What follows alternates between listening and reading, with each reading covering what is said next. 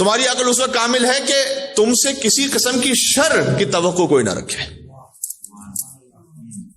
مولا کائنات نے فرمایا ایک امام کے کلام کو دوسرے امام کے کلام سے جوڑیں، آپ کو کیا کیا نتیجے ملتے ہیں. مولا کائنات نے فرمایا ہے کہ بدترین شخص وہ ہے کہ جس کی عزت اس کے شر کی وجہ سے کی جاتی ہے.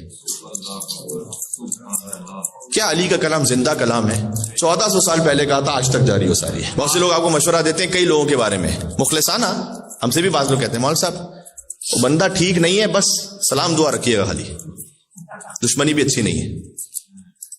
یہ عزت کس لیے ہو رہی ہے؟ اس کے شر کی وجہ سے ہو رہی ہے.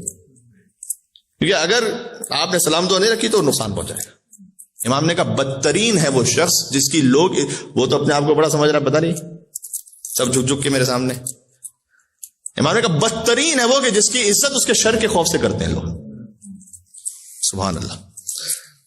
ٹھیک ہے، دوسری بات، امام کا کلام سنا رہا ہوں، شب جمعہ ہے، اپنی تربیت نفس کے لیے، اپنے تزکیہ نفس کے لیے، اور جہاں تک بات جاری ہے